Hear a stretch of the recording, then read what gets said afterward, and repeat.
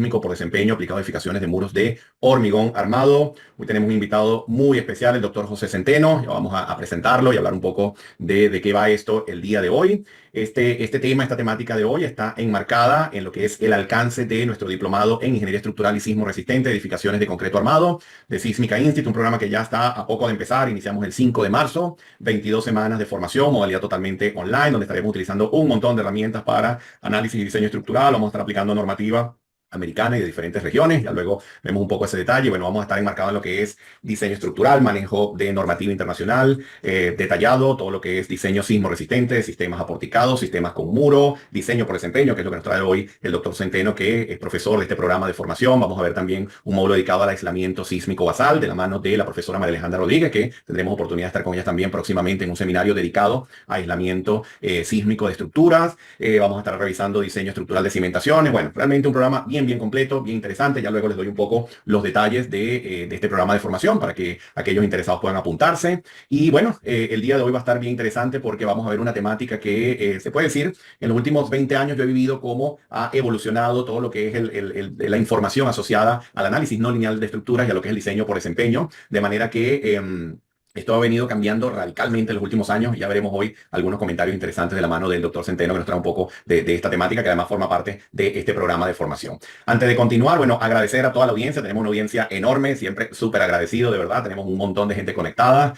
Sabemos que se conectan de diferentes partes. Bueno, por acá saludan algunos, saludan desde España, desde Bolivia, desde Ecuador, desde Panamá. Bueno, de verdad que muchísimas gracias a todos por su asistencia, por su participación. De verdad, un gusto tenerlos por acá. Siempre les digo, póngase cómodo porque estos seminarios no son cortos.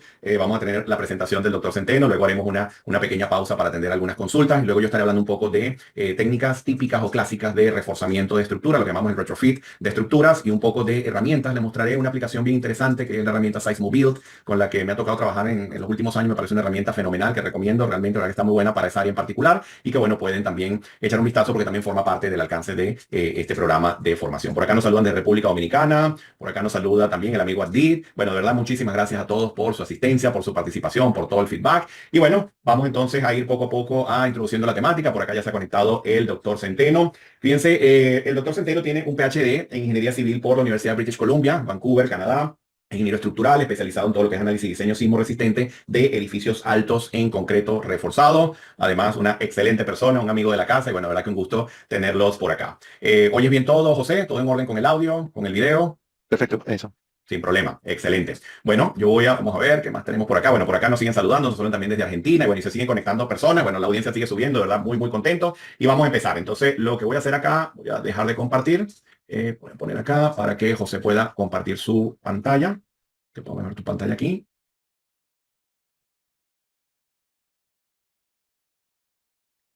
Yo te voy indicando, José. Sí, que apenas la vea, te Ya, muy aviso. bien. A ver. eh, Creo que vamos a hacer esto. A ver. Ahí. Bueno, perfecto, José. Muchísimas gracias. Y bueno, Vamos. te dejo toda la audiencia para ti. Yo igual estoy por acá. Apagaré mi cámara, pero estaré atento a tu presentación. Y bueno, cualquier cosa, estamos por acá. Está Ana detrás de las cámaras. Tienen a nuestra tutora académica también. Cualquier inquietud, cualquier consulta en la transmisión, ella estará atendiendo cualquier duda, cualquier comentario. Y de igual forma, yo también Perfecto. estoy por acá. Muchísimas gracias. Y bueno, por aquí estamos. Que lo Ok, disfruten. adelante. Eh, Bienvenidos todos. Es un honor estar aquí, compartir con ustedes esta información. Mi nombre es José Centeno. Soy un ingeniero consultor en la empresa Mott MacDonald Consulting. Me especializo en ingeniería estructural y el diseño sísmico de estructuras, mayormente de concreto reforzado. Y el día de hoy vamos a hablar de diseño sísmico por desempeño, enfocado en estructuras de concreto reforzado, muros y vigas de acople. La presentación como la tenemos organizada, van a ver, primero vamos a hablar del concepto del diseño por desempeño y después de eso vamos a tocar las partes fundamentales del concepto por desempeño que las mencionaré en pocos minutos. Entonces primero hablemos del concepto y los objetivos del diseño por desempeño y lo primero que hay que tomar en cuenta es como referencia cómo se diseña estructuras, cuál es el diseño sísmico clásico. Tenemos nuestro sistema estructural, que son el elemento que va a tomar la carga sísmica, que son los muros, y de pronto esos muros están unidos con vigas de acople. Eh, Cuando vamos a hacer el diseño, seguimos las normas de los códigos, como es el código americano del ASCE número 7, y este código sigue un proceso prescriptivo donde se diseña es por fuerzas. Ese es el objetivo, asegurar que el sistema pueda tomar las fuerzas de diseño. Entonces, en estas imágenes aquí les trato de ilustrarles que el problema con esta metodología es que si bien uno diseña para capacidad, uno no cubre ah, no con precisión el comportamiento del edificio. Lo que uno hace durante el diseño toma muchas suposiciones. Por ejemplo, en esta gráfica aquí tenemos fuerza contra desplazamiento. Estamos suponiendo cuánto va a ser la reducción en resistencia por la utilidad que le vamos a proveer a la estructura y asumimos también cuánta va a ser la deformación inelástica usando el concepto de el desplazamiento igual del comportamiento elástico y el comportamiento inelástico. Suponemos que va a dar lo mismo y no necesariamente es así. Otra suposición que hacemos durante el proceso de análisis y diseño es la de redistribución de esfuerzos. Un ejemplo de esto es cuando estamos diseñando la viga de acople. En nuestro análisis nos dará que una viga de acople tiene una fuerza Q A sub A que requiere tanta capacidad. Podemos diseñarla para un 20% menos porque sabemos que se puede redistribuir un poco de esa demanda hacia las vigas de acople que están menos cargadas, como lo que dice aquí, con carga fuerza QB, y que en promedio van a cubrir el esfuerzo promedio, en total van a cubrir la demanda total del sistema, sabiendo que se va a recibir los esfuerzos. De todo esto, el problema con este método clásico es que si bien es práctico, no llegamos a confirmar si las suposiciones que hemos hecho son qué tan ciertas han resultado. Es decir, no tenemos fórmulas para calcular propiamente cuál es la verdadera respuesta de la estructura una vez que hemos terminado el diseño. En comparación está el diseño por desempeño, donde el objetivo fundamental del diseño por desempeño es caracterizado por su objetivo, que es un comportamiento específico para una intensidad específica. Y cuando este concepto se desarrolló, como hace 25 años, tal vez hasta antes de eso, pero en el 2000 comienzan a haber documentos importantes que marcan el diseño por desempeño. La mejor forma de presentar este concepto ha sido con esta ilustración, que la estoy mostrando aquí en la derecha, donde tenemos una edificación, y es una edificación regular, sea un edificio residencial o un edificio de oficinas, y la expectativa es cuál va a ser su desempeño dependiendo de la intensidad. Si es un sismo con una intensidad muy baja, o sea, un sismo muy frecuente que puede presentarse muchas veces durante la vida útil del edificio, esperamos que la respuesta del edificio sea 100% operacional, es decir, que las luces, todo lo que respecta a los sistemas no estructurales, las paredes que no son estructurales, no tengan ninguna falla, ningún daño, y que nuestros muros y nuestro sistema estructural, vigas y losas, nada de eso muestre grietas. Eso es lo que uno espera de respuesta 100% operacional. Para un sismo frecuente, con mayor intensidad, seríamos capaces de soportar, de aceptar que hayan unos daños no estructurales, pero la expectativa es que las personas puedan volver a entrar al edificio sin temores de riesgo de vida. Ahora, con un sismo raro, con un sismo ya moderado, de intensidad moderada, en ese caso uno ya acepta que haya daño. Ahora, la expectativa de ese nivel de daño es que sea reparable. Entonces, eso es lo que uno esperaría a esa intensidad. Y por último, en el caso el peor caso posible, que es lo que le llamamos el sismo máximo esperado, en ese caso, entendemos que el edificio se va a dañar y lo que estamos dispuestos a aceptar es que se dañe, que se dañe y que los daños sean ya muy difíciles de reparar y que ese edificio se tenga que demoler. Lo que se espera es que a pesar de todo esto, el edificio haya alcanzado, se haya mantenido estable y haya sido capaz de salvar vidas. O sea, el sistema estructural no debe colapsar, en otras palabras. Entonces, esto es lo que sabemos que son las expectativas de un buen comportamiento estructural. El diseño por desempeño lo que hace es, en vez de diseñar por fuerzas, diseña para alcanzar estos objetivos. Entonces, aquí tenemos la matriz en la izquierda, y esto es sacado del documento del Visión 2000, y lo que tiene la matriz es que pone puntos en una diagonal donde en las abscisas están los niveles por desempeño y en las ordenadas están las intensidades. Y lo que dice es que para lo que he puesto aquí en color azul, la línea de los pares de desempeño e intensidad para uno que es una estructura ordinaria, y entonces, como pueden ver aquí, se espera ocupación inmediata para un sismo frecuente, y prevención de colapso para un sismo muy raro, para el máximo posible. De manera diferente, como contraste, les presento acá en la tercera diagonal, que dice aquí, Hazardous Facilities. Esto ya son estructuras de mayor riesgo, pero otro ejemplo también es un hospital, donde lo que se espera es de que para el sismo máximo esperado, el peor caso posible, ese hospital aún se mantenga capaz de permitir que las personas vuelvan a entrar al edificio. Quizás hay unas pequeñas fallas no estructurales, pero hablando estructuralmente, el edificio está intacto. Eso es lo que se espera en cambio ese es el desempeño que uno quiere alcanzar para una estructura de ese nivel de importancia. Para un sismo de menor intensidad, uno de moderado, la expectativa es que la respuesta sea que tanto el sistema estructural como el no estructural no tengan daño. Entonces, el objetivo del ingeniero es diseñar para que en efecto suceda eso. Entonces vamos a la siguiente diapositiva. La ventaja de el diseño por desempeño y el uso de los análisis no lineales es que nos permiten confirmar el comportamiento estructural durante la respuesta del terremoto y nos permiten estimar con mayor precisión cuáles serán los desplazamientos totales. Y estamos viendo el desplazamiento a lo largo del tiempo del terremoto y podemos ver la máxima deformación, podemos ver cuánto es la deformación residual, podemos ver cuánto se ha amplificado el periodo de vibración de la estructura. Asimismo, podemos monitorear las deformaciones unitarias y cuánto fue la máxima deformación unitaria de cada elemento, de cada componente, las derivas de piso, las rotaciones de las vigas de acople y incluso las fuerzas cortantes en los muros. Entonces, esto es lo que diferencia mucho al diseño por desempeño. Ahora, ¿por qué el diseño por desempeño tiene tanta popularidad, mayormente en Estados Unidos? Eso se debe a que los códigos de diseño, el código de la ASCE, el estándar de la ASCE, está previsto realmente para estructuras de poca altura o mediana altura.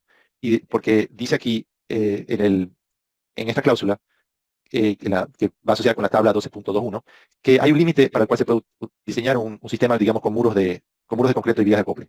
Y eso es hasta 160 pies o 48 metros para un edificio de un sitio de alta sismicidad.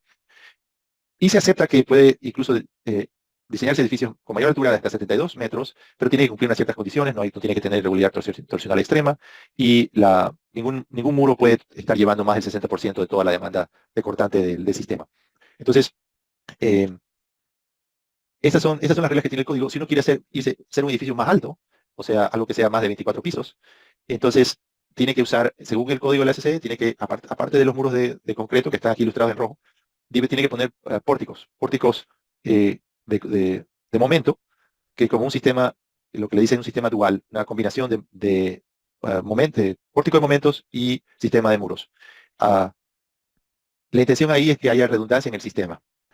Entonces, y de esa forma, los métodos que están en el código son más confiables de representar esta respuesta estructural.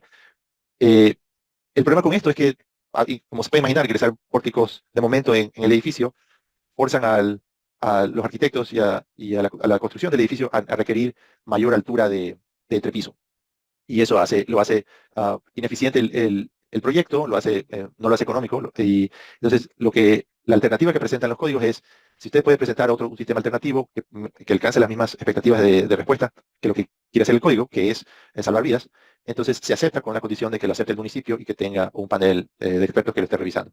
Y entonces, eso es lo que se ha llevado, lo que ha llevado al desarrollo de estos proyectos en Estados Unidos, donde en las zonas sísmicas, edificios altos, como los que presento aquí, son diseñados por diseño por desempeño. Estos son tomados por el municipio y pasados por un proceso riguroso de revisión. Ahora, ¿cómo efectivamente se hace esto?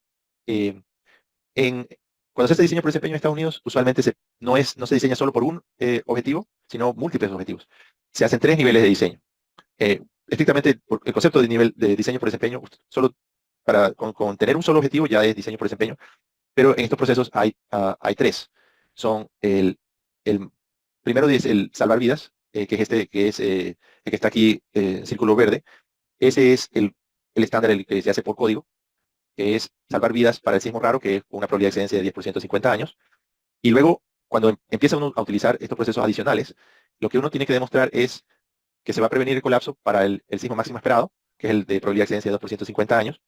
Y también, adicional a eso, se le pide al ingeniero demostrar que la estructura será operacional para un sismo frecuente que tiene una probabilidad de excedencia de 50% en 30 años. Esto es diferente de lo que estaba antes en la visión 2000. Entonces, estos son los 3 objetivos que uno está haciendo, que se hace comúnmente en los diseños de edificios. Y en esta presentación no voy a hablar del diseño por servicio, ni voy a hablar del diseño por código. Voy a enfocar estrictamente al último, al diseño por desempeño para prevenir colapso. Ahora, les decía, una vez que ya tenemos claro cuál es el concepto de diseño por desempeño, en mi opinión, hay 4 partes fundamentales de lo que es diseño por desempeño, que son la estimación del peligro sísmico, las guías de diseño que vamos a usar, cómo vamos a modelar las estructuras y quiénes van a ser los revisores. Entonces, toquemos cada punto uno a la vez. Hablemos de la estimación de peligro sísmico del sitio.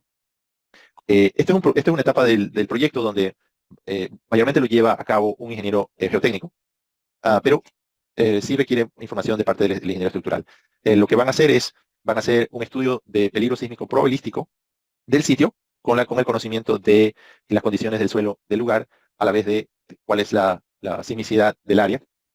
Y van a seguir los procesos que están especificados en el capítulo 11 del ACC 722, que indica cómo desarrollar el espectro de diseño.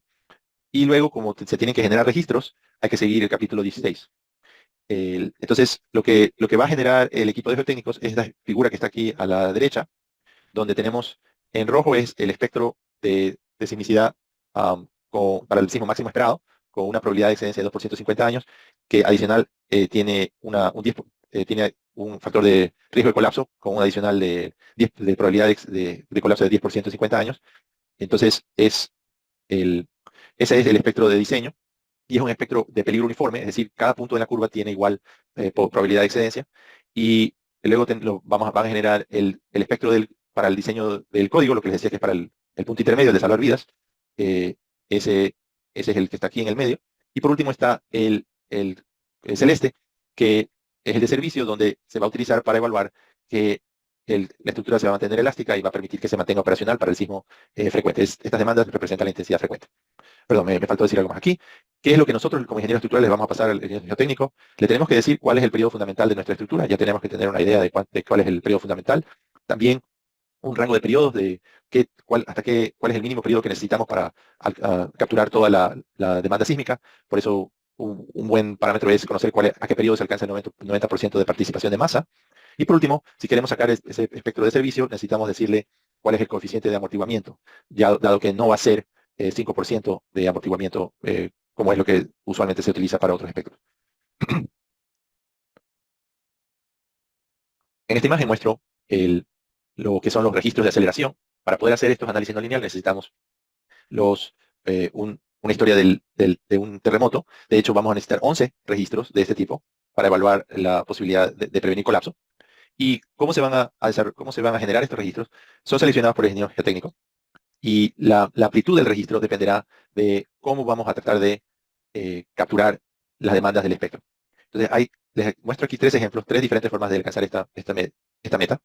En la primera, en la izquierda, está escalar los registros, cada uno por un coeficiente constante, y sacar sus espectros de respuesta, y el promedio de ellos tiene que dar ordenadas que sean igual o mayores que el espectro del máximo esperado. Otra opción es el que está en el medio, que es donde tenemos el espectro de respuesta de nuestro registro, y lo que vemos es cómo cambiarlo en el rango de las frecuencias, el contenido de frecuencias del registro, para que ese espectro de respuesta cambie a un espectro de respuesta que alcance todas las ordenadas del espectro de diseño. Esto es una gran modificación al contenido de la señal del registro, y esto le dicen espectro matching, y en general se lo hace para todo el rango de periodos, pero específicamente para el proyecto lo que se necesita específicamente es alcanzar, si nuestro periodo fundamental es T1, que el espectro matching se haga hasta 2 veces el periodo fundamental, pero puede ser solo hasta 1.5 veces el periodo fundamental, siempre y cuando se pueda demostrar durante el proceso del análisis de la respuesta estructural que el periodo de la estructura no se extendió más allá de 1.5 veces el periodo. De lo contrario, tiene que hacerse para 2 veces. Pero por lo general, lo que se ve es que 1.5 es suficiente. Y luego se pide que como mínimo sea 0.2 o el 90% de participación de masa, como les decía, para alcanzar esas frecuencias esas frecuencias altas, esos periodos cortos que generan la gran demanda de cortante. Y por último está un concepto más reciente, que es el espectro condicional promedio, donde no se hace un espectro de peligro uniforme, sino un espectro donde el punto máximo es el que corresponde a su periodo fundamental de la estructura, y entonces el escalamiento de los registros será con el objetivo de alcanzar ese periodo.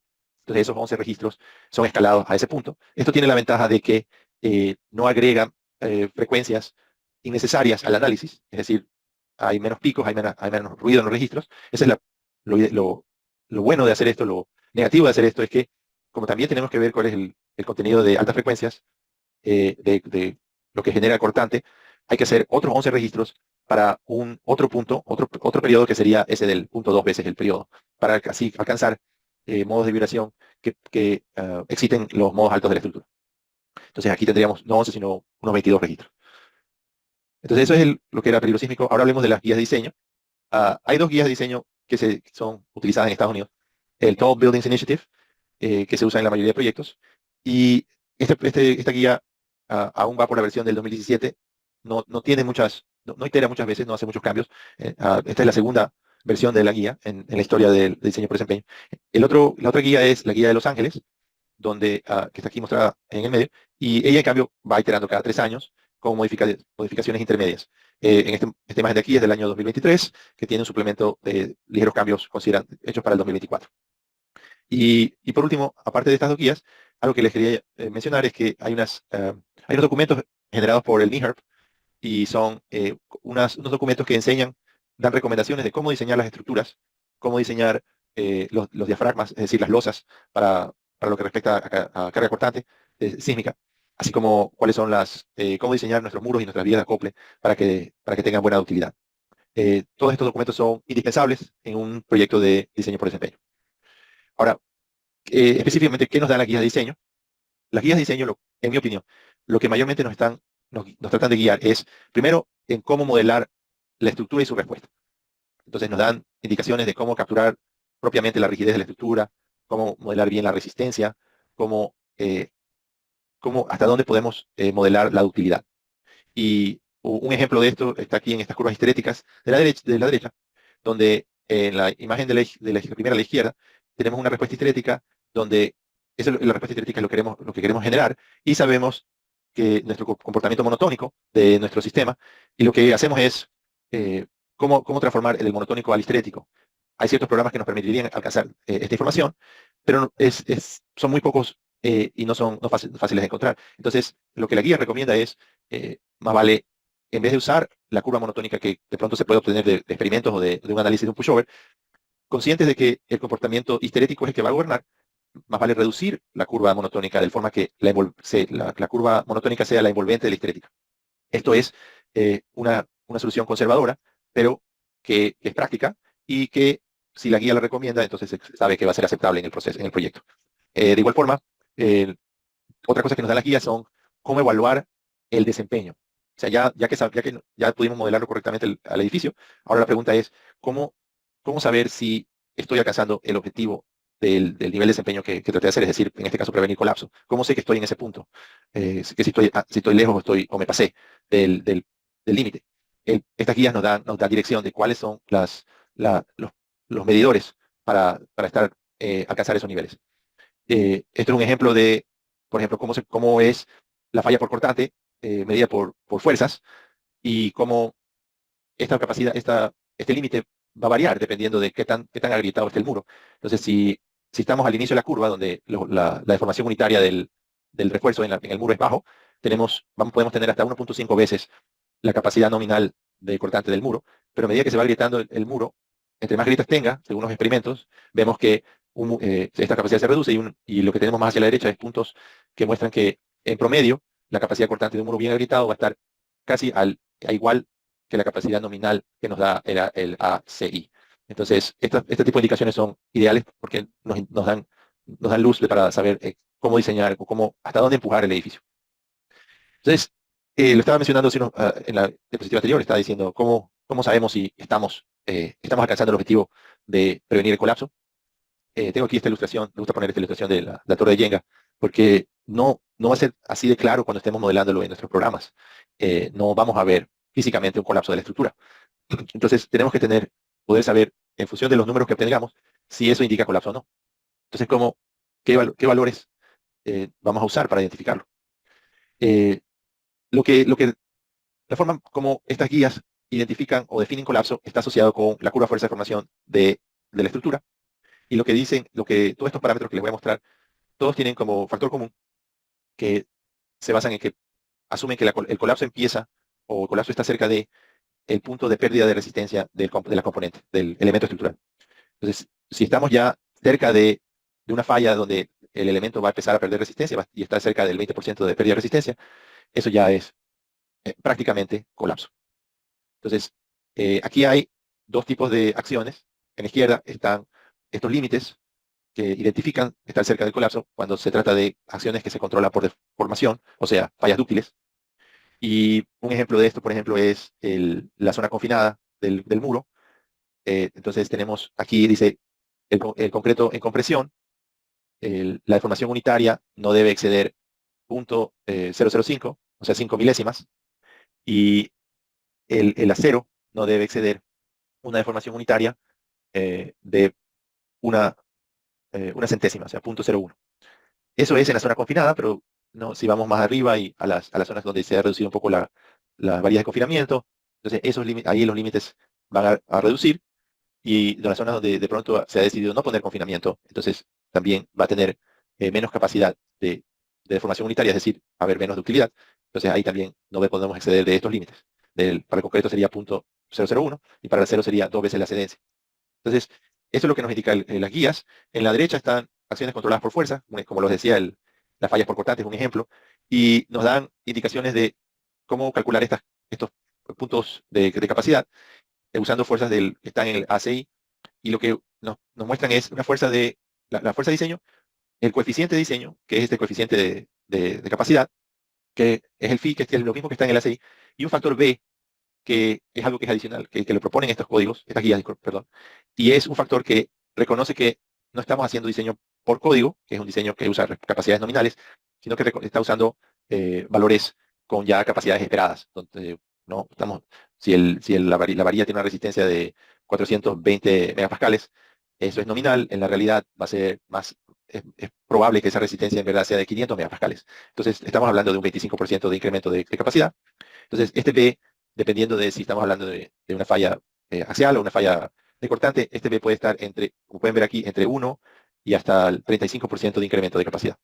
Entonces, eso es lo que trata de hacer estas guías, darnos esa dirección.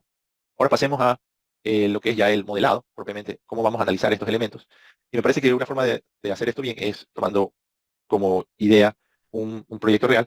Entonces, les muestro aquí un ejemplo de un edificio que estábamos haciendo en la empresa que trabajaba antes, de un edificio de 43 pisos en Seattle, que constaba de 2 torres y un podium de 12 pisos. Entonces, vamos a ver cómo se modelaría esta estructura. Y aquí tenemos una imagen en elevación del edificio, y la parte que son las torres. El sistema estructural es exclusivamente estos muros que están ya todos unidos en la parte central del piso, de la planta, donde el cajón de ascensores y los cajones de escaleras todos se han puesto alineados para formar un núcleo estructural, y este sistema de muros es el que va a soportar la carga sísmica. Este núcleo va a ir a todo lo largo del edificio hasta la cimentación. Y el otro torre tendrá un núcleo muy similar. Entonces aquí llegan al piso 12 y hay unas losas ya más largas que conectan a las 2 torres, y las losas que más cargadas van a estar por demandas va a ser la del piso 12 y la del piso número 1. Y luego ya mismo tocamos el tema de por qué. Entonces, ¿cómo vamos a modelar esta estructura? Lo que haríamos es los muros, usamos para capturar el comportamiento por flexión, sabiendo que vamos a demandar de utilidad de parte de ellas, vamos a usar los elementos fibra, eh, y vamos a querer que esos elementos fibra tengan un comportamiento no lineal. También vamos a tener dentro de este elemento, un elemento como elemento compuesto, vamos a tener también una rigidez por cortante. Le vamos a dar las propiedades de módulo de corte correspondientes a lo que es el concreto reforzado, pero lo vamos a mantener elástico, no vamos a modelar ninguna no linealidad en este elemento. En parte porque no vamos a diseñar el muro para que falle por corte, ni que entre incidencia por corte. Luego tenemos las vigas de acople, que están graficadas aquí en azul, y estas vigas de acople también sirven para disipar energía, y a la vez conectan los muros para darle rigidez al sistema. La forma como modelamos esto es como un elemento viga compuesto que tiene en corte tiene un resorte no lineal que permite capturar cuando las demandas de cortante vertical en estas vigas excede la capacidad de la viga de acople, comienza a disipar energía. Para todas las otras propiedades de la viga será modelado con propiedades elásticas. Luego, aquí tenemos la vista en elevación. Estamos viendo que este muro va a ir hasta la cimentación. En los niveles de sótano, vamos a tener también muros, pero estos muros, en cambio, no esperamos que haya ningún daño. Entonces, ahí vamos a usar elementos lineales para lo que es flexión y corte. Luego, las losas, vuelta a la vista en planta, tenemos la losa de nivel típico. Como queremos reducir grados de libertad, queremos que estos análisis no lineales demoran mucho en correr el tiempo, vamos a asumir un diafragma rígido y no vamos a modelarlo con elementos. En cambio, cuando vayamos a las losas, estas que les mostraba, ahí sí vamos a usar elementos shell. En el caso anterior, los pisos típicos, ahí se usa un solo punto de masa concentrada. Para la losa de podio se hace masa distribuida, ¿no? Y el elemento shell no va a ser rígido, sino va a tener las propiedades de rigidez propias del material. Y como vamos a estar preocupados de los esfuerzos en estas losas, vamos a hacer usar lo que se llama section cuts para capturar las fuerzas resultantes de corte en el plano y momento para diseñar la losa para que pueda soportar los esfuerzos. Aparte de eso, también queremos ver los elementos que no son parte del sistema de estructural para carga sísmica. Queremos asegurarnos de que no vayan a fallar, porque a pesar de que no están diseñados para soportar carga sísmica, como queremos prevenir el colapso, debemos asegurarnos que no fallen. Entonces, vamos a modelar también las columnas, y sabemos que las columnas pueden comportarse, pueden alcanzar a formar rótulas plásticas. Entonces, vamos a ponerle ahí elementos de fibra para el comportamiento por fricción y todo lo demás elástico. Y sabemos también que las losas van a querer deformarse formando como una especie de pórtico con la columna. Entonces, vamos a modelar unas vigas efectivas, que no sé si las pueden ver aquí, estas líneas. Estas tienen una sección tributaria de la losa y los refuerzos correspondientes, y esto va a representar la capacidad de flexión de la losa. Asimismo, nuestra preocupación es no exceder lo máximo que puede soportar una losa para rotación. Las guías nos dan cuáles son esos límites. Entonces, con esto tenemos ya modelada la estructura. Tenemos un periodo de 4.5 segundos en X y 6.47 en Y. Como decía, está conectado en nivel 12. Otra cosa importante es, aparte de que está diseñado por Siemens, tenemos que diseñar la estructura para que soporte viento. Y primero diseñamos la estructura usando los métodos del código, haciendo suposiciones de cuánto va a ser, usando el espectro de diseño que les mostraba, el intermedio, y con eso calculamos cuál es la fuerza necesaria que tiene que tener los muros para soportar el terremoto. Entonces, con eso sacamos cuál es el refuerzo de cada elemento. Aparte seguiremos con eso en un momento. Aparte de esto, está cómo modelamos la parte del edificio en el nivel de sótanos. Las guías nos sugieren que hay diferentes formas de hacerlo, con resortes de suelo y hacerlo de diferentes formas, tomar en cuenta la masa, tomar en cuenta la rigidez del suelo. Pero lo que recomiendan las guías es ignorar el comportamiento de la rigidez y masa del suelo y simplemente modelar el sótano con sus vigas, perdón, con sus losas y muros de sótano. Eso provee suficiente rigidez para el sistema y lleva la ventaja de que el comportamiento del edificio, del sótano para arriba, va a ser, va a ser la mejor representación de la vibración del edificio en comparación a los otros métodos. Pero esto es usualmente para una situación donde el suelo es firme. Para situaciones donde el suelo es más flexible puede ser de otra forma. Eso es lo que respecta a rigidez. A lo que respecta a masa, inercia, las guías dan recomendaciones dependiendo de si tenemos muros que rodean toda la zona o si hay una irregularidad en la distribución de los muros del sótano. Entonces la distribución de masa será diferente. Entonces este es un punto que varía mucho en los proyectos. Ah, la- como se lo puede resumir es de que en general no se usa toda la masa de los niveles de sótano porque se espera que no haya mucha vibración en ese nivel comparado con los niveles superiores donde no hay ese confinamiento por el suelo. Aparte de esto están los efectos de backstay, donde lo que sucede es que cuando tenemos una torre muy alta y con gran flexibilidad, la vibración se encuentra con una condición de frontera como es la losa que está al nivel del sótano. Ese es un ejemplo, mostrado aquí en elevación, que impide el movimiento del muro. Entonces, si vamos a la figura de la derecha, vemos nuestro núcleo de concreto avanza hacia la derecha, se impacta con la losa que está conectada con los muros de sótano y generan una resistencia al movimiento, y esto produce que la parte de la fuerza que lleva el muro, que lleva a ese nivel, se transmita a la losa y de la losa se transfiera a los muros de sótano. Entonces, esto es un efecto que se ve, que produce una reversa de cortante en el núcleo de los muros, que hay que capturar en nuestros análisis. Y es importante, y quizás complica un poco el análisis, en que para poder diseñar con seguridad este proyecto, hay que tomar en cuenta que dependiendo de cuál es la rigidez de muchos de los elementos, pero muy particular en la losa, dependiendo de la rigidez de la losa, si la losa es muy rígida, si la modelamos con propiedades rígidas, vale aclarar, eh, entonces mucha fuerza se transmitirá a la losa y a los muros de sótano por transmisión. Entonces, el diseño de la losa y los muros será mayor para esa condición. Al contrario, si la losa tiene menor rigidez, entonces mucha de la fuerza se mantendrá en el núcleo de los muros, y entonces, esta imagen por último que está acá a la izquierda, la fuerza continuará hacia abajo y se quedará en el núcleo, y entonces el momento de volteo y el cortante a la base del núcleo del edificio será mayor. Esto influirá el diseño de momento de la cimentación, el cortante de la cimentación. Entonces, como pueden ver, hay que tomar, como hay que, estos dos extremos de rigidez pueden afectar el diseño, las guías lo que nos recomiendan es que hagamos múltiples análisis. Uno con lo que le llaman el caso de mayor rigidez, que está aquí el V, y uno de menor rigidez, que es el LB. O sea, aparte del análisis estándar, hacemos dos análisis más para estas condiciones para poder diseñar propiamente nuestros elementos. Luego está el amortiguamiento, que las guías nos dan indicaciones de cómo capturar esto propiamente. Como les decía, para el sismo de servicio, el amortiguamiento es función de la altura del edificio. A medida que entre más alto es, menor amortiguamiento, menor porcentaje del amortiguamiento crítico.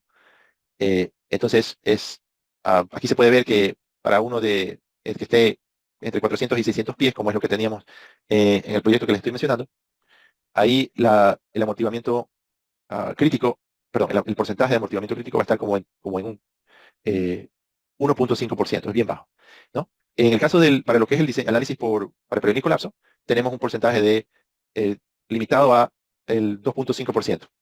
Y entonces ese es el que se va a usar para el análisis inelástico, es 2.5% por amortiguamiento viscoso, el porcentaje del amortiguamiento crítico. El resto será puramente por daño estético. Y acá en la curva de la izquierda están unas consideraciones de cómo incorporar esto en el programa, si sé cuánto se pone de amortiguamiento por método modal y cuánto por amortiguamiento por método de rally damping. Y esa es una discusión muy interesante que le podemos tocar en otro momento. Y por último está el tema de los revisores externos. Los revisores externos son muy importantes para este tipo de proyectos porque ellos traen, aparte de las guías y todos estos otros documentos que ustedes pueden obtener, traen una gran cantidad de experiencia y en general, ya con que hayan otras personas con una revisión objetiva del proyecto, le agregan valor al diseño. Cuando uno empieza este tipo de proyectos, los inversionistas, o sea, el cliente y los ingenieros responsables van al municipio y comienzan a presentar su información, pagan los permisos necesarios. El municipio con esta información y con el inicio de fondos contrata al equipo de expertos. Entonces el equipo de expertos trabaja es para el municipio, no para el cliente.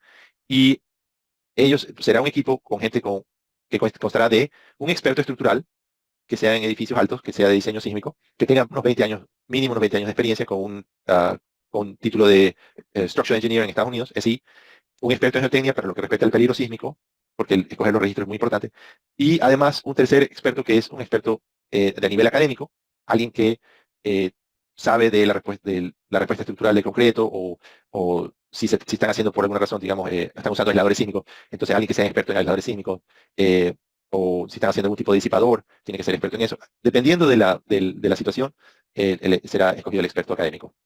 Estos son elegidos como individuos, no como las compañías, y eso tiene la ventaja de que no hay conflictos de interés, no hay negocios o acuerdos entre compañías de, ok, tú me aceptas esto, si yo mañana te reviso a ti, tú me aceptas el proyecto de acá. No hay esa situación. Y eso en general es lo que es la respuesta de los expertos, que le llaman el peer review. Adicional a eso, un punto que es menos conversado es lo que son los computadores. Eh, es importante tomar en cuenta que para hacer este tipo de análisis van a necesitar un buen computador exclusivamente para este tipo de análisis, que tiene que tener mucha memoria, tiene que tener varios procesadores, como dicen, varios cores, y el programa que van a usar, el que he usado yo es Perform 3D, ahora van por la versión 10, han hecho salió hace poco unos nuevos cambios que suenan muy favorables. Está también ETAPS, no me gusta mi ETAPS para el análisis inelástico, pero está tomando mucha popularidad y creo que es lo que va a ser, lo que va a continuar. Perdón. Y por último está LS-DYNA, que he visto que empresas como Arup aplican en sus proyectos. Nosotros en Mount McDonald también usamos LS-DYNA,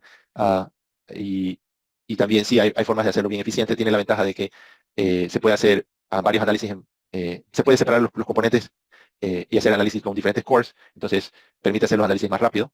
ah, pero no he tenido la experiencia de usar en un tipo de edificios de esta forma, usar el LSTime, así que no puedo confirmar qué tanta diferencia hay entre compra y perform. Entonces, hasta aquí lo que es aquí ya les he hablado del concepto de diseño por desempeño y les he compartido cuáles son las partes. Edison, aún tengo como 10 minutos más que hablar. ¿Está bien si continúo o preferirías que lo dejemos aquí? No, no, sin problema. Puedes continuar, José, sin problema. Te lo agradezco. Sí, entonces aquí lo que vamos a usar, lo que vamos a hacer es vamos a hablar de, ya que hemos tocado todos los puntos, vamos a ver cómo se ve esto en la práctica. Entonces, les decía, ¿no? Tenemos el núcleo de ascensores y escaleras y vamos a ver, suponemos que ya hemos hecho todo el análisis, ya tenemos la respuesta de todos los terremotos, queremos evaluar el desempeño de este muro, ¿no? Entonces, tenemos que modelar flexión y corte. Entonces, tenemos la respuesta por flexión. Las fallas que para prevenir el colapso que tenemos que preocuparnos son la trituración del concreto o la fractura de la varilla, ¿no? Eso se puede alcanzar a ver con las deformaciones unitarias, entonces vamos a verificar eso, las deformaciones unitarias. Luego está el cortante, que si ya se ha producido alguna falla de cortante en el concreto, o si por alguna razón ya ha entrado en incidencia el refuerzo que le hemos dado al muro. Eso vamos a evaluar también con fuerzas. Y por último está una inestabilidad dinámica, o que es una falla por P delta. Si tenemos edificios de 40 pisos, 60 pisos, esto es un factor importante y debe ser considerado en sus análisis. Entonces, vamos a ir a mirar eso. Ahora, antes de tocar eso, les voy a recordar que en lo que respecta a la respuesta de estos muros, la capacidad de momento del muro está combinado con la fuerza axial que está soportando el muro. Y entonces, dependiendo de cuánto varía la fuerza axial, va a variar la capacidad de momento. Aquí en la imagen de la derecha está cómo modelar el muro. Podría ser que modelamos con elementos finitos al muro y hacer un continuo y capturar el comportamiento inelástico con elementos shell. O el otro extremo es hacerlo bien sencillo y usar un elemento vía columna y poner dos resortes de rótulas momento-rotación. Pero en cambio ahí no capturamos la interacción momento-fuerza axial. Entonces el intermedio es el elemento fibra, donde es un elemento vía columna, pero en puntos estratégicos la sección transversal está modelada con una discretización, que es el elemento fibra. Entonces aquí en la imagen de la izquierda está una visualización de esa discretización. Tenemos nuestro muro y lo hemos dividido en partes. Las partes extremas son las más importantes del muro, así que ahí hemos hecho cortes más cercanos y a medida que nos acercamos a la parte intermedia, hacemos cortes más grandes porque no es tan necesaria la precisión en estos puntos y de esa forma capturamos toda la sección transversal. Nuestro objetivo es capturar correctamente la capacidad de momento de la estructura, a la vez cuál es la capacidad de rotación de la estructura. De estructura me refiero al muro. Entonces aquí una curva de un pushover con la capacidad de momento o de fuerza lateral, perdón, que varía dependiendo de cuánto fuerza vertical está recibiendo la estructura por cargas muertas. Entonces, cuando la línea azul cortada, cuando la carga es del 6% de la capacidad axial del muro, nos da una capacidad de 1500 kip. Cuando tenemos una relación del 17%, o sea, mucho más carga vertical, la capacidad incrementa a como 2000 kip. La diferencia de eso sí será de que la ductilidad del muro también disminuye a medida que más compresión hay. En este gráfico no se lo alcanza, no es el mejor ejemplo para eso, pero a medida que más compresión disminuye la ductilidad. Entonces, eso también hay que tomar en cuenta. ¿Cómo se modela en elementos fibra? No vamos a entrar en detalle cómo sería en este muro en particular, pero lo que les quería decir es que el elemento fibra necesita tres datos. ¿Cuál es el material que están usando? ¿Cuál es su deformación unitaria? O mejor dicho, ¿cuál es su curva, esfuerzo de deformación unitaria? ¿Dónde está ubicado este punto? ¿Cuál es la coordenada? ¿Y qué área concentrada se ha ubicado en este punto? Entonces, de esa forma, lo que uno hace si me voy hacia atrás, estos puntos, cada punto tiene su coordenada, cada punto tiene un área concentrada y cada punto tiene una curva esfuerzo de formación. Entonces, con esto modelamos el muro que está aquí, el muro 1, y estos elementos transversales que son los elementos de frontera que se extienden más allá de la línea central del muro y que están acoplados con vías de acople, también los modelamos con elemento fibra. Y aquí está el otro, y ya. Y estas son las curvas de esfuerzo de formación. Aquí en la izquierda tenemos el ejemplo en azul, un concreto confinado, que tiene mayor capacidad y mayor ductilidad. Y en rojo tenemos lo que sería la curva de esfuerzo de formación unitaria para un concreto no confinado. Entonces pueden ver que alcanza su capacidad a cierto punto y una vez que lo alcanza, cae inmediatamente. Y luego en la derecha tenemos una curva de esfuerzo de formación para lo que sería el refuerzo. Ahora sí, entonces ya habiéndolo modelado, tenemos los resultados, vamos a mirar la respuesta por flexión. Y lo que según el código de Los Ángeles dice 1.5 veces el promedio de todos los resultados de deformación unitaria de concreto. Ese es lo que se va a comparar con el límite recomendado por la guía. Lo que respecta a concreto, es decir, de lo que obtengan hay que incrementarlo para 1.5. Y en lo que respecta al acero no hay que incrementarlo, es simplemente el promedio. Entonces vamos a ver cómo se ve esto. Primero el acero. Entonces como ven aquí tenemos la respuesta de 11 registros. Y para lo que es el código de la guía de Los Ángeles, la guía de Los Ángeles lo que pide es revisar el promedio. Entonces el promedio de esta línea negra entrecortada no debe exceder los límites. Entonces yo he creado aquí una curva roja entrecortada donde, como yo sé que he confinado con alta utilidad hasta por encima del nivel 12, hasta el nivel 15, entonces yo sé que tengo una capacidad de utilidad de 0.01, comparo con mi promedio y estoy por debajo. Es interesante ver que tengo deformaciones unitarias altas en la base, como es de esperarse, pero también las tengo altas en el nivel 12, y esto en un edificio normal sería raro, pero si vamos a la imagen que está aquí a la derecha, recordamos que este edificio tiene esa condición de frontera al nivel 12, entonces esto lo que nos está diciendo es que hay una interacción con la losa que produce mayor rotación por encima del nivel 12, y por eso es que hay gran deformación unitaria aquí. O sea, hay cedencia, ¿no? Pues si el punto de cedencia es 2 milésimas, estamos por encima de eso. Y podemos ver que a medida que vamos subiendo el edificio, hay incremento de deformación unitaria en los pisos más altos. Esto se debe a los efectos de modos altos. Luego vemos la respuesta de la misma deformación unitaria, pero ahora en compresión. ¿Qué tanta compresión hemos obtenido en este elemento de frontera? Que es lo que nos interesa. Y vemos que, asimismo, tenemos los límites, tenemos la línea de color negro entrecortada, y vemos que estamos muy por debajo de los límites. La línea negra es la que es el promedio, y tiene que ser multiplicada por 1.5, en parte por reconocer que hay mucha incertidumbre con lo que respecta al comportamiento en compresión de los muros. Entonces estas guías recomiendan no diseñar simplemente para el promedio, sino que incrementarlo para tener mayor seguridad al diseño. Otra cosa interesante es que este sistema de núcleos usualmente produce resultados de formación unitaria bien bajos, muy por debajo incluso de la trituración del concreto para el concreto no confinado, y eso es porque este sistema es bien eficiente y reduce los esfuerzos de compresión. No demanda mucha compresión, a menos a que sean casos extremos, pero hasta ahora no he visto una situación así. Entonces, esto es de esperarse, no hay mucha deformación. La guía del TBI dice que hay que revisar la respuesta individual de los registros, algo que no hace la guía de Los Ángeles, pero es para un rango de validez de la información unitaria multiplicada por 1.5 por registro. Entonces, él lo pone el límite en 4.5 milésimas, esta línea que hemos marcado aquí, la línea azul. Como podemos ver, estamos muy por debajo de ese límite. Pero si por alguna razón una de las curvas llegara a cruzar este punto, se considera como que ha fallado para ese terremoto.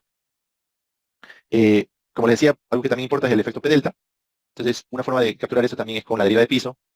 Y aquí se ven resultados de los 11 registros. Tenemos que confirmar que el promedio de la deriva, que está graficado en negro, no pase del 3%, que estamos aquí graficado en negro. Como podemos ver, estamos dentro de ese límite. Y cada registro no puede exceder del 4.5%. Asimismo, las derivas, podemos ver que ninguna de esas derivas ha pasado del 4.5%. Entonces, dependiendo de la guía que estén usando, tengo entendido que no es aceptable que ningún registro pase del 4.5%, porque eso ya es un caso extremo. Luego está la falla por cortante. Hay tres cosas que hay que revisar. La falla del esfuerzo, la falla por los muros combinados, y por último, la falla por la cedencia de refuerzo, que lo vamos a revisar con la fuerza total. El TBI propone que para la fuerza promedio se use un factor de 1.3. Los Ángeles pide un coeficiente de 1.5. La diferencia está en que el TBI, adicional a esto, pide también revisar para cada registro, que se revise que el cortante no amplificado no se pase de la capacidad. Entonces, les voy a dar un ejemplo de por qué esto es importante. Entonces, aquí primero estamos viendo los esfuerzos, y estamos viendo que el esfuerzo promedio, que está en negro, está por debajo de el límite, que es el 10 veces la raíz cuadrada de F'C. Entonces, podemos ver que el diseño del muro, que en particular la sección transversal suficiente para soportar las cargas. Luego pasamos al muro individual, como les decía. Estamos revisando que la capacidad cortante, esto influye más bien en el refuerzo que le hemos entregado al muro, no se pase de el límite. Entonces la línea negra es la que vamos a revisar y lo comparamos con la línea roja, que es la capacidad de cortante. Como pueden ver, hemos variado el refuerzo a medida que vamos subiendo en la altura. La mayor cantidad de refuerzo está en los niveles inferiores. Aquí un ejemplo de lo que quería mencionar. Estamos revisando ya la respuesta individual y estamos viendo que el cortante, comparado con la capacidad que hemos entregado, vemos que en un registro excede la capacidad en uno de los niveles altos, esto por los modos altos. Entonces, si no cambiamos el refuerzo en el diseño, esto implica que, en teoría, fallaría en este piso. La guía dice que, dependiendo de ciertas condiciones, es aceptable tener mínimo máximo un registro fallado estructuralmente, para lo que respecta al TBI. Por último esto está en el ACI, que los muros combinados no deben exceder el esfuerzo máximo de 8 veces la raíz de F'C. Entonces tenemos que revisar eso. Entonces tenemos el promedio. Hemos tomado el promedio, lo multiplicamos por 1.3, los demás los dejamos no multiplicados. Y vemos que en todos estos casos, estos esfuerzos están por debajo de 8 veces la raíz de F'C. Entonces ese diseño pasa. Entonces, ahora las conclusiones. Bueno, en resumen de lo que hemos visto, el diseño por desempeño lo que logra es tener un diseño con mayor precisión de los efectos dinámicos y la respuesta inelástica, y lo que hace es que garantiza que lo que se propone hacer en el diseño se cumple, se espera que se pueda conseguir. Tenemos que el diseño por desempeño debe pasar por un proceso riguroso de varios requisitos. Tiene que seguir los códigos de diseño, tiene que seguir las guías de diseño por desempeño y tiene que pasar por otros requisitos que vaya a proponer el panel de revisores. Ah, por último, tienes la precisión del modelo. Es muy, muy importante para el resultado final del diseño, ya que el diseño por desempeño se define mucho por poder confirmar que lo que se propone se va a cumplir. Ah, como tal vez lo dijimos un poco rápido, pero la guía de Los Ángeles, en mi opinión, es más fácil de implementar que la guía del Peer TBI, porque hay más requisitos. Hay que revisar individualmente cada registro para el Peer TBI, mientras que el Electoral Buildings solo pide hacerlo para la respuesta promedio, a excepción de las derivas. Ahí sí hay que revisar cada deriva por individual. Y retos y dificultades, lo que el diseño por desempeño. Bueno, está que hay mucho que depende de evidencia experimental. eh, un ejemplo es de las vigas de acople, cómo estimar la capacidad de viga de acople, límites en las herramientas analíticas, cómo capturar propiamente la histeresis de los elementos. Muchos de los programas tienen herramientas muy, muy simplificadas. Los costos de materiales y construcción. En el diseño por desempeño hay que, hay mucha, hay que agregar mayor refuerzos para las losas, para los elementos, el cortante y la refuerzo de las columnas. Se agrega refuerzo que de pronto no se vería en el diseño por código. Y por último está el tiempo de análisis y diseño. Este tipo de procesos llega a durar hasta un año entre todo el esfuerzo que hay que hacer de todos los análisis y el proceso de pasar por los revisores y las múltiples iteraciones a que eso conlleva. Entonces, esa es la presentación. Les agradezco mucho por su atención y podemos empezar a discutirlo. Muchas gracias, José, por tu presentación, por todos los comentarios, las aclaratorias. Muchísimas gracias a toda la audiencia. La tenemos acá completa hasta ahora. Muchísimas gracias, que sabemos que estamos en horas laborables y ahí están. De verdad que les agradecemos un montón. Bueno, nos dará tiempo de responder algunas preguntitas acá, para luego mostrarle la otra parte de la sesión, que está dedicada a técnicas de reforzamiento de estructuras, hablar un poco de este programa de formación para aquellos interesados. Pero bueno, vamos a responder algunas preguntas acá para liberar a José también, y continuamos conversando nosotros. Entonces, fíjense, vamos a ver, tenemos alguna por acá, vamos a ver qué. Ajá, aquí hay una interesante. Te consulta José Jesús, Rajin Jesús. ¿Cuánto es el tiempo promedio de elaboración de estos modelos y cuánto tiempo en promedio toma la calibración de los mismos? Excelente pregunta. Eh, se lleva a tomar mucho tiempo, dependiendo si es un edificio simple, que es el nivel típico con el núcleo de muros. Eso se puede estar haciendo, el modelo preliminar se puede estar haciendo en una par de semanas, pero el proceso total, eso yo no lo he visto hacer. Yo lo he visto en promedio. Yo diría en promedio tienes que esperar un año, pero en realidad es puede ser, muchos de los tres proyectos que di de ejemplo, cada uno de ellos pasaron varios años. Pero hay otros factores, ¿no? Hay- ya tiene mucho que ver con el proyecto, las demandas de los inversionistas, cosas que son muy aparte del proceso estructural. Pero a lo que respecta puramente en el diseño por desempeño, uno se demora un mes en correr los análisis, por preparar la memoria de cálculo, presentársela al revisor y, sería como unas 5 iteraciones con el panel de revisores. Entonces, sí, el mejor de los casos sería 6 meses, pero no lo he visto hacer. Yo diría un año. Y por eso, me faltó decirlo, es muy recomendable tener al panel de revisores desde el principio del proyecto, ¿no? Tenerlos eh, incluidos desde la primera etapa.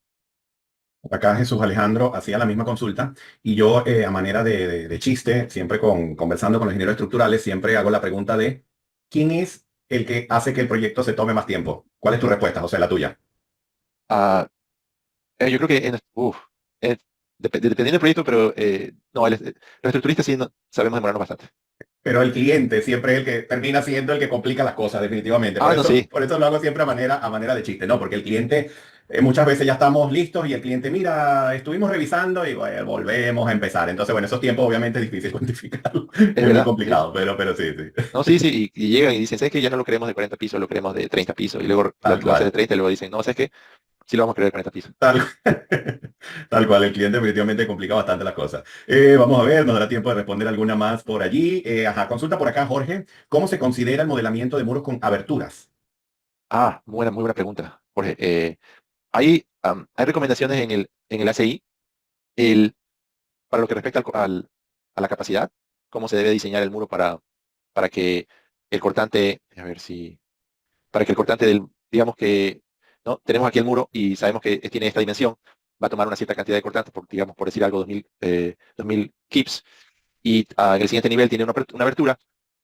Tenemos que modelar los paneles que a los costados de la abertura que tengan la capacidad suficiente para poder resistir esa fuerza de los 2000 kips. Adicional a eso, es muy común que el equipo de revisores pida que modeles la, eh, con elementos mayas, o sea, discretices el muro. Si tenías un elemento shell, tengo aquí la imagen, pero si tenías el elemento shell en un piso y luego vas a partirlo en dos, van a querer que captures con los nudos todas las conexiones de esos puntos para que la flexibilidad producida por la apertura la capture el modelo. Entonces, hay tanto el efecto de capacidad como el efecto de rigidez que tiene que tomarse en cuenta en el análisis. Ahora, también va a depender mucho de dónde está ubicado. Si está al cerca de la base, puede tener un efecto muy importante. Si está en niveles más altos, quizás no sea tan importante, no va a tener tanta diferencia en la respuesta del sistema. Vale, perfecto. Bueno, creo que ya podemos dar por concluida esta primera parte del seminario. Bueno, agradecerles a todos su participación, agradecerle al doctor Centeno por esta presentación, comentarles además que el doctor Centeno va a estar con nosotros en la próxima edición que inicia ahora del Diploma de Ingeniería Estructural y Sismo Resistente de Edificios de Hormigón. Hay un tópico dedicado a todo lo que es diseño por desempeño. Obviamente esto es lo que nos permite una sesión de un poco más de una hora, pero vamos a ver muchas de estas cosas a más detalle. Tendremos tiempo de hacer una discusión más amplia de los conceptos. Tendremos una sesión en vivo dedicada a discutir esto a más detalle. Habrá, obviamente, cuando en el diplomado lleguen a este punto, ya ustedes han visto análisis modal, análisis espectral, han visto incluso un módulo de selección de registros sísmicos, han trabajado con la base de datos del PIE de California, ya han hecho un montón de cosas que cuando lleguen a estos tópicos, son tópicos densos, esta información dura, obviamente ya está controlado el background para poder entrar a esto como se debe, ¿no? Entonces, para que lo tengan en cuenta, obviamente estos son temas de diseño muy especializados y bueno, el caso por lo menos de José está muy dedicado a esta parte en particular. Es algo que hace constantemente en su vida profesional y obviamente dominar esto al detalle del proyecto, bueno, hay que tener primero el respaldo de la información previa y luego hay que ponerse, ¿no? Hay que estudiar, hay que probar, hay que tal cual. Este tema del panel de expertos que le ha hecho hoy mucho énfasis me parece fenomenal y de verdad creo que en nuestras presentaciones en Sísmica creo que es la primera vez que un ponente hace referencia a este tópico, me parece de verdad fenomenal y muy apropiado. Entonces, bueno, voy yo ahora a compartir por acá mi pantalla, no les voy a quitar mucho más tiempo, no se preocupen, son unos pocos minutos para hablar un poco de reforzamiento de estructuras y presentar un poco el alcance de este programa. ¿Está bien? Continúo yo por acá. Bueno, lo que quiero simplemente comentar, y fíjense que está muy en línea con la temática que estuvimos hablando hoy, es que, bueno, hay un sistema estructural que puede tener un incremento de carga, puede tener un cambio de normativa. Yo en lo personal me ha tocado participar en proyectos de cambios de normativa sísmica, donde antes la aceleración era 0,20 y ahora es 0,30. por actualización de data geológica, este tipo de cosas. En otros casos, incrementos de niveles. Bueno, las razones son muchas. Entonces, bueno, dentro de este programa también va a haber un módulo de evaluación de estructuras existentes para aplicar técnicas de reforzamiento, técnicas de retrofit, que se puede decir que son de las convencionales, de las que utilizamos convencionalmente en la práctica. Ahora mismo hay muchas patentes y muchas empresas haciendo cosas interesantes para refuerzos de estructuras, cimentaciones, etcétera. Pero vamos a enfocarnos en lo que más conseguimos en la práctica. Por ejemplo, hago mención a esta, lo que sería el uso de láminas de acero. En algunos casos se le conoce como presilla. Son prácticamente una lámina de acero que se conectan a la superficie del hormigón mediante dovelas, mediante pasadores, o incluso puede utilizarse resinas también. Esto que busca incrementar la resistencia a flexión de los miembros, pero pueden trabajarse con configuraciones específicas de planchas horizontales, verticales, conectarse con soldadura, y la idea es que quede el hormigón de los pilares, como se observa acá, o de vigas, se usa mucho en pilares y vigas, quede confinado de esta manera. Hay varias configuraciones para el manejo de las pletinas, todo depende también de cómo modelemos la sección para lo que es el mecanismo de absorción de cortante. Una gran debilidad de este sistema es que es costoso. Esto se utilizaba mucho en los años 70, en los años 80, en los 90, también se conseguían muchos proyectos de esto. Yo personalmente abordé varios proyectos con esta técnica hace unos 15 años, más o menos, un poco más de 15 años, y es como algo muy tradicional, muy convencional, pero ya hay otras técnicas que permiten ajustar un poco los costos, pero este es muy utilizado y para proyectos pequeños donde de repente no quieren complicarse mucho la vida, también funciona bastante bien. Esto de por sí se utilizó para este proyecto de una parte del lobby de un gran hotel en la isla de San Martín, después del huracán Irma, en el año 2017, para plantear este nuevo diseño. Esta zona, si lo buscan en Google, hay una foto muy emblemática, muy famosa, en la que la gente está en la playa y sientes que el avión prácticamente te va a caer encima, que te pasa así casi que muy cerca. Obviamente no está tan cerca, pero a nivel de foto se ve espectacular. Bueno, este es justo el hotel que está allá atrás. Si lo buscan en Google lo van a conseguir. Y allí hicimos algunos refuerzos en algunos pilares con presilla. Pero también hubo otras partes donde trabajamos con esta técnica que se usa mucho, que es lo que llaman el jacketing o la chaqueta de concreto, la chaqueta de hormigón. Se puede decir que es la técnica más utilizada en la práctica para refuerzos de estructuras de hormigón y puede hacerse mediante hormigón vaciado en sitio o mediante shotcrete. Pueden utilizarse cualquiera de las dos y una sobre la otra tiene ciertas ventajas. Fíjense, este es un pilar existente, hay un recrecido de la sección con ese espesor de hormigón. Fíjense que a un pilar o una columna existente prácticamente se agranda la sección transversal, tal como se observa acá, y eso implica instalar acero de refuerzo adicional, como se observa acá, donde hay unos requerimientos de anclaje y todo esto, ¿no? Para poder garantizar la transferencia de tensiones a las cimentaciones existentes, que ya deben haber sido evaluadas previamente, pero incluso en este proyecto tuvimos que hacer recrecido de cimentaciones en algunos casos también, ¿no? Como les digo, aplica para pilares, aplica también para el caso de vigas. Es un poco más complicado hacerlo. Típicamente la solución se consigue más en columnas o pilares, ¿no? ¿Cómo lo hacemos? Bueno, adicionamos una capa de hormigón, instalamos acero de refuerzo longitudinal y transversal que va por fuera del perímetro del miembro, y para ello tenemos que tener un encofrado alrededor para poder hacer vaciado de hormigón. En este caso, típicamente manejamos espesores en el orden de 10 centímetros. Obviamente hay que revisarlo, calcularlo. Podemos estar de repente un poco más, de repente podemos ir a los 12 centímetros, pero 10 centímetros es un valor de referencia muy utilizado en la práctica y tratamos de validar que la cosa funcione por allí, ¿no? Y ya jugamos con la proporción de cuantías de refuerzo contra la instalación del hormigón. Si trabajamos con shotcrete, podemos utilizar 7.5, 8 centímetros y tenemos un cierto ahorro en el espesor del hormigón. Aquí simplemente un vídeo ilustrativo para que vean uno que se estaba empezando en este momento, pero luego ahí también hicimos unos trabajos en la losa, en el forjado, pero bueno, en líneas generales consiste en eso, ¿no? Que les comento. Otra técnica de reforzamiento, de incremento de capacidad, instalación de muros de cortante, de sistemas tipo muro, estuvo conversando José el día de hoy. Esto da incremento de resistencia, rigidez, ductilidad. Hay ciertos lineamientos para hacerlo. Obviamente tengo que instalarlo de forma simétrica. Debo evitar el generar efectos torsionales adicionales a la respuesta sísmica del sistema. Tengo que instalarlo a lo largo de toda la altura, obviamente también para evitar irregularidades en elevación. Pueden añadirse externamente o dentro de la edificación. Sin embargo, el tema de la conexión con la estructura existente es un tema, ¿no? Es algo que hay que ver con mucho detalle. Muchas veces nos basamos en la respuesta que nos da un modelo de cálculo como esto que vemos acá y estamos perdiendo de vista lo que ocurre en el sitio, porque aquí hay unos requerimientos de tensiones, unos requerimientos de fuerza enormes que ahora hay que conectarse a un sistema existente. Entonces, muchas veces sí hay un planteamiento de incremento de resistencia y rigidez, pero también hay que pensar en la unión con los sistemas existentes, con las cimentaciones, porque obviamente tiene que garantizarse efectivamente el mecanismo de transferencia de fuerzas inerciales a lo que es la estructura que ya existe versus el refuerzo. También podemos trabajar con reostres de acero, funcionan parecido a los muros de concreto desde el punto de vista de desempeño, quiero decir que suministran fuertemente valores de resistencia, rigidez, utilidad de la edificación, obviamente en una configuración diferente, como se observa acá, simplemente por referir algunas soluciones, pero realmente podemos evaluar diferentes geometrías, diferentes configuraciones. Muchas veces se construyen en la parte interna del edificio como tal, y lo que se hace es que las diagonales se articulan a las planchas de acero que se anclan a la esquina de cada vano. Típicamente hacemos una unión articulada, evitamos generar una unión a momento, ahí en lo que sería el sistema que recibe a la riostre como tal. A nivel de terreno, obviamente hay que tener consideraciones especiales para la cimentación, de la unión de la cimentación. Hay casos particulares también en donde nos ha tocado revisar este tipo de conexión. Pero ahora hay un arriostre que genera un mecanismo de fuerza de tracción que puede producir mecanismos de levantamiento en la cimentación, y eso hay que revisarlo también, a ver si esos levantamientos son tolerables o si hay que pensar en una solución para el control del levantamiento o, conversando sobre diseño por desempeño, evaluar si esa condición de respuesta tiene cabida dentro del desempeño exigido para la estructura. Al igual que los muros de corte, tienen que instalarse en forma simétrica, tanto en planta como en elevación, y siempre evitando torsiones adicionales en planta e irregularidades por piso blando, piso entre piso blando, entre piso débil, etc. O sea, esto siempre es un lineamiento para cualquiera de este tipo de soluciones. Y luego también está el refuerzo con FRP, que esto es algo que ya tiene, me atrevo a decir, más de 20 años sonando con mucha fuerza en la práctica. Aquí trabajamos con un material que es a base de polímeros reforzados con fibra. Probablemente hayan visto en algún sitio este tipo de soluciones. Por cierto, esta imagen que es la empresa Sika, creo que todo el mundo la conoce, se observa claramente la aplicación directa de este tipo de refuerzo, ¿no? Estas fibras pueden ser de carbón, pueden ser de vidrio, de aramida o incluso de basalto. Recientemente el tema de basalto ha tomado mucha fuerza, por ejemplo, en los Estados Unidos. Hay todavía algunas cosillas allí interesantes a revisar como tópicos relacionados con la ductilidad del material en lo que es la parte sísmica, pero en zonas de sismicidad media a baja se ha utilizado con mucho éxito y comienza a tener mucha fuerza. Ojo que ya también hay mucho trabajo de investigación y validación experimental de funcionamiento en estructuras de mayor sismicidad. Pero sí, definitivamente es algo que, como quien dice, lo conseguimos con mucha fuerza en la práctica. Hay muchos fabricantes que distribuyen este tipo de material. Esto se aplica en miembros de concreto armado existente con refuerzo externo y la idea es incrementar resistencia a la flexión y al cortante. Fíjense que aquí hay una lámina en la parte inferior de la viga. Esto es para incremento de resistencia a flexión o capacidad por flexión. Y estas que están acá dándole la vuelta a la sección transversal en este costado, bueno, son fibras de refuerzo por cortante. Y así dependiendo, pues fíjense que hay un refuerzo en la abertura de la losa, del forjado, también puede hacerse en la parte baja de las losas completas. Todo depende del requerimiento del proyecto, ¿okay?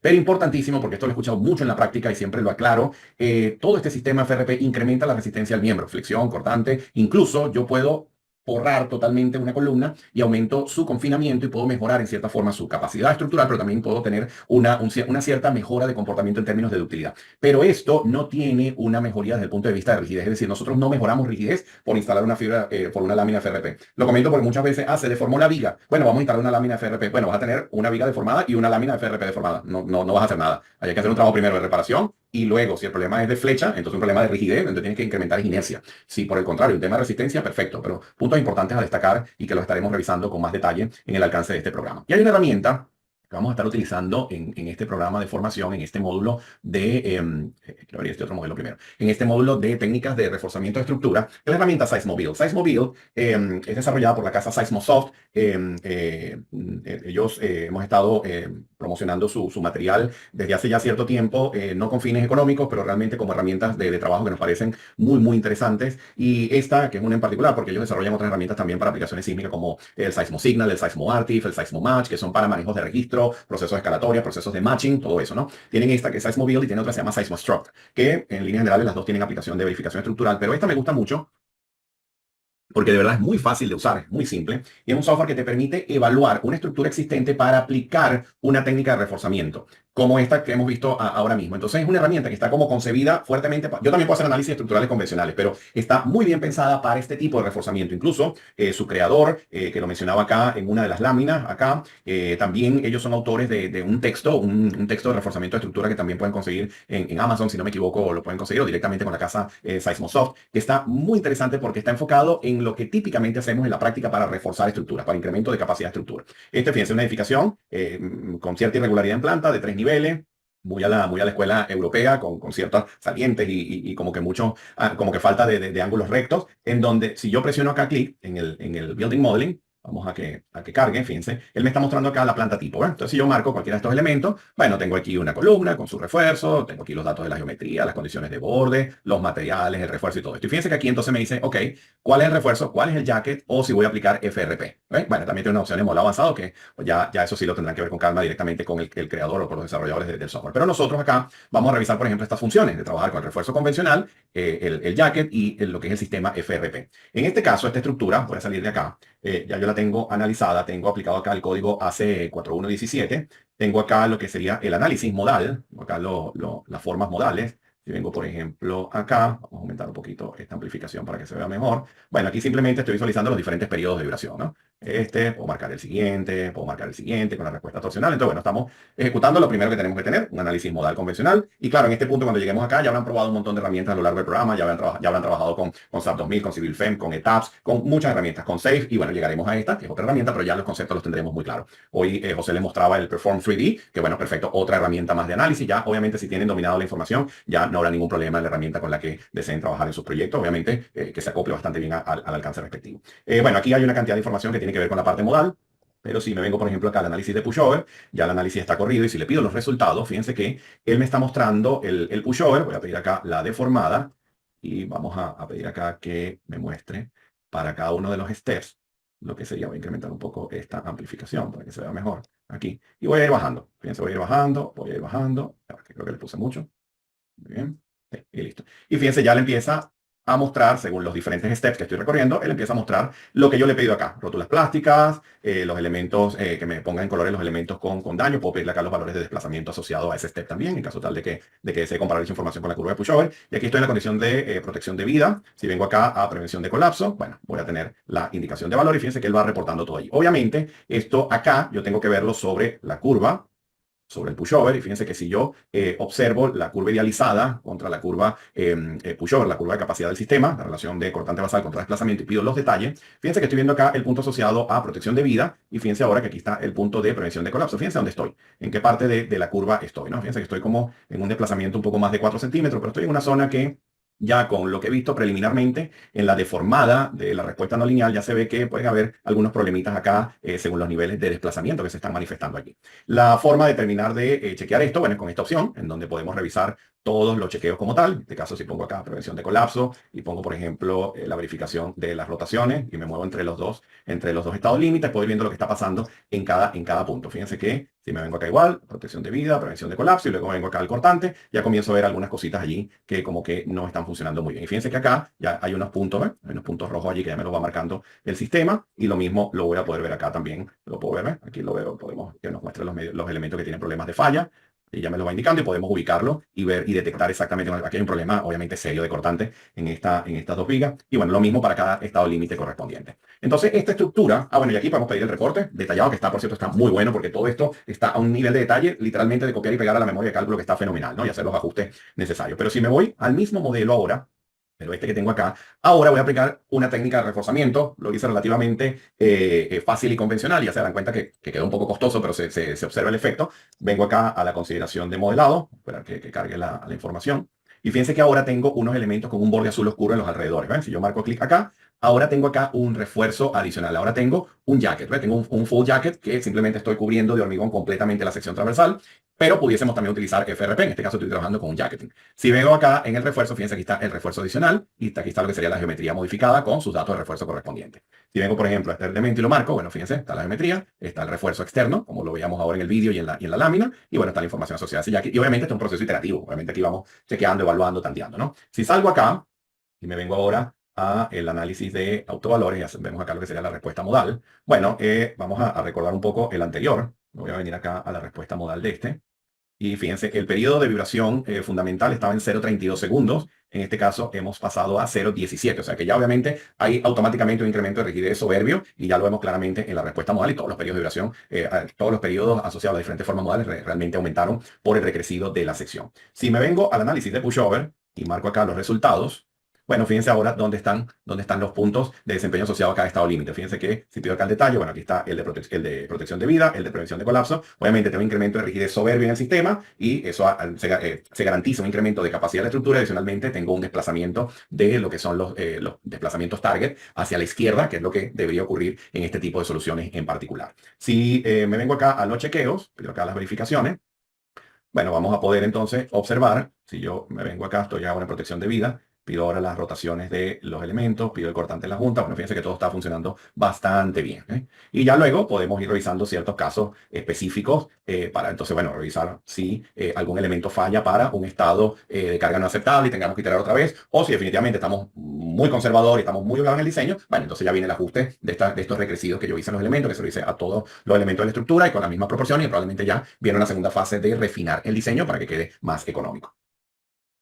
Ya luego que hemos completado eso, pedimos el reporte, y el reporte nos va a hablar claramente. Mira, esta es la estructura original con esta curva de capacidad, estos son los desplazamientos target asociados a cada estado límite, luego hemos aplicado este recrecivo de sección o este sistema con FRP, y ahora tenemos esta nueva curva de pushover con estos desplazamientos target, con estos niveles de capacidad y las verificaciones por cortantes en la junta, etc. Que funciona de la misma manera. Y obviamente, si me voy acá al análisis de pushover, de esta reforzada, y pido acá la deformada, bueno, ya voy a tener, déjame minimizar este acá y marco este. Y si pedimos el de protección de vida, amplificamos un poco y voy bajando. Bueno, ya obviamente pueda tener una mejora fuerte en el comportamiento. Y fíjense que comienza a aparecer acá esta respuesta. Aquí lo tengo, tengo todo el elemento, pero puedo pedirle incluso otras opciones de visualización también, ¿no? Aquí puedo pedir la fuerza al cortante, entonces bueno, hay que ver si este nivel está funcionando bien a nivel de desplazamiento contra el que se genera acá. Muy probablemente sí, porque ya la curva de Pucheva nos los mostraba, ¿no? Y hay como que una jerarquía en el mecanismo de falla que es el deseado para poder garantizar la protección por capacidad de este sistema estructural. ¿Bien? Entonces, bueno, creo que es una combinación interesante de el dominio de lo que serían las técnicas de reforzamiento, retrofit, y una herramienta de muy fácil acceso para poder verificar estas cosas. Ya luego el día de mañana también ustedes pueden entonces utilizar como insumo para comparar también con otro software, con los mismos software que están utilizando a lo largo del diploma. ¿Okay? Bueno, fíjense, iniciamos el 5 de marzo. Este programa de formación tiene una duración de 22 semanas. A lo largo de este programa de formación estaremos trabajando con las herramientas ITAPS, SAP 2000, Midagen, CIPECAT, CivilFem, SAFE. En el módulo de reforzamiento vamos a estar trabajando con Seismobuild, vamos a estar utilizando herramientas de detallado también, el mismo CIPECAT, CSICAT, la herramienta Tecla. Vamos a involucrarnos con el diseño basado en desempeño, de la mano del doctor José Centeno. Vamos a trabajar con sistema de aislamiento sísmico basal, de la mano de la profesora María Alejandra Rodríguez también, que próximamente tendremos un seminario con ella, ya les voy a dar la fecha. Y vamos a ver también técnicas de recomendaciones constructivas, reparación, de diseño, ya lo que es el rollo constructivo de todo esto, ¿no? O sea que nos vamos a mover desde los métodos analíticos, diseño, aplicación de normativa y luego procesos de construcción. Y está un poco el desglose también de la normativa que estaremos utilizando.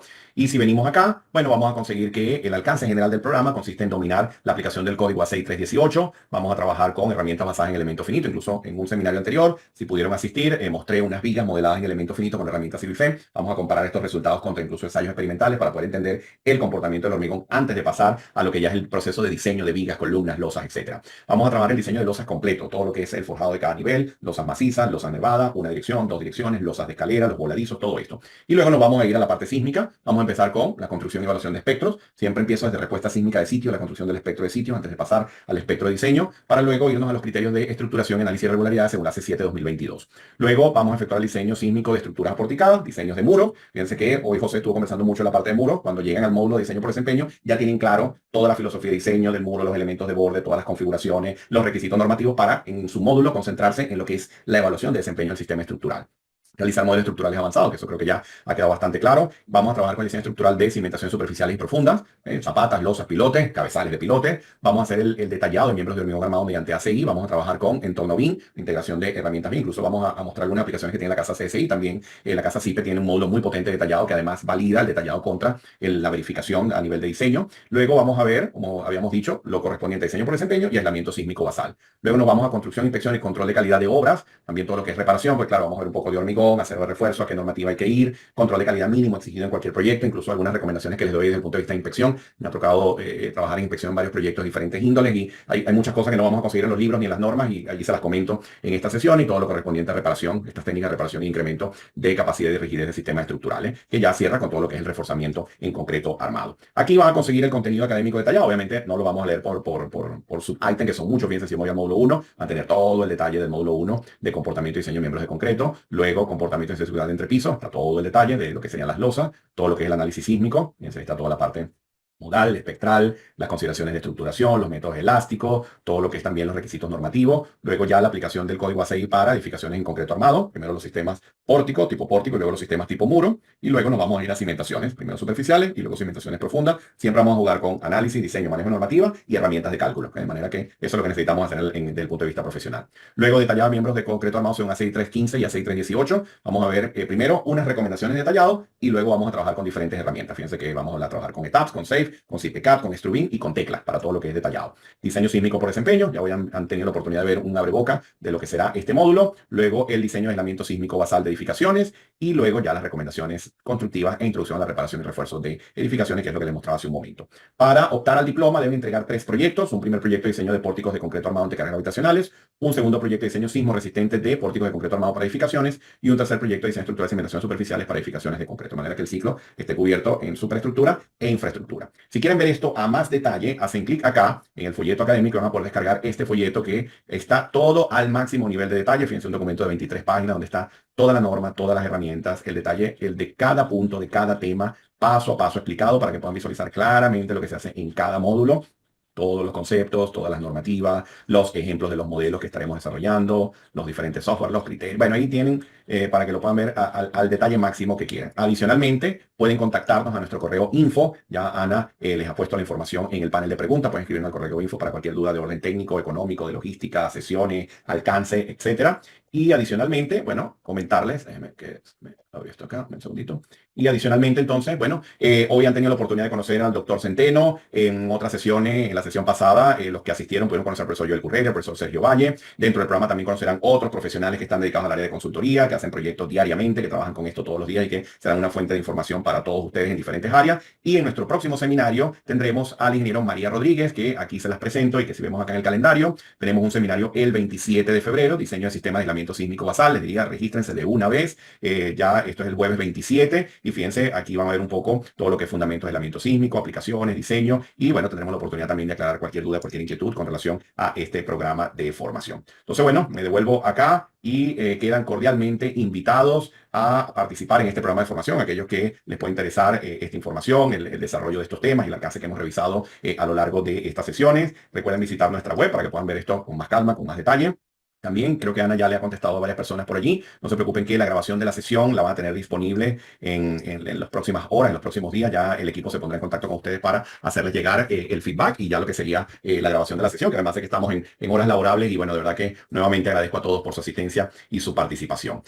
Bueno, por acá Eric consulta con relación al costo del programa. Eric, no te preocupes que una persona del equipo se pondrá en contacto contigo para hacerte llegar la información. Muy bien, vamos a ver, vamos a ver. Vamos a ver. Vamos a ver qué más tenemos por acá. Ok. Jordi consulta por acá. ¿Hay algún programa donde sea específicamente cómo cerrar el espectro de sitios? Sí, hay un programa que se llama Sismogeotecnia e Interacción sobre Estructura. Allí ese programa está prácticamente dedicado a respuesta sísmica de sitio, construcción de espectros, según respuesta sísmica de sitio, y luego el desarrollo de los espectros de diseño para luego irnos a la parte de análisis, donde se hacen análisis convencionales y con fenómenos de interacción dinámica suelo-estructura. ¿Okay? Muy bien. Vamos a ver, vamos a ver, bueno. Vamos a ver, consulta por acá, Rajín, este Size está orientado al Tier 2 del AC41. Ustedes pueden seleccionar los niveles de desempeño que deseen trabajar en el modelo. ¿Okay? Lo ponen en el Building Modeling que le di clic al comienzo. Ahí pueden seleccionar los requisitos de desempeño que deseen utilizar sin problema. Muy bien. Bueno, creo que ya tenemos cubierto la sesión el día de hoy. Ya estamos por encima de las 2 horas. Bueno, muchísimas gracias, señores, a todos por su asistencia, por su participación. Un tremendo gusto haberlos tenido por acá. Muchísimas gracias a todos. Estén atentos a nuestras redes, a nuestros canales de información para que puedan asistir a los siguientes seminarios. Esta semana, si les interesa el área de cimentaciones, también hay otro. Vengo acá al calendario rápidamente. Hay otro que es de diseño de cimentaciones profundas, considerando fenómenos de interacción sobre estructura. Allí el objetivo es trabajar con cimentaciones profundas utilizando diferentes herramientas, diferentes criterios de modelado para cargas verticales, pero haciendo especial énfasis al tema de las cargas laterales. Ahí voy a estar yo con ustedes, conjuntamente con el profesor Álvaro Bollero, discutiendo un poco de técnicas de modelado y cómo aplicar esto ya también para modelos estructurales. ¿Okay? Para que le interese, vamos a estar allí esta semana de igual manera. Pendiente de nuestro calendario, este es el próximo jueves, el jueves 20 de febrero. ¿Está bien? Bueno, muchísimas gracias a todos. Gracias por sus comentarios, por el feedback, por la retroalimentación. Todas las personas que han escrito por acá interesados en el costo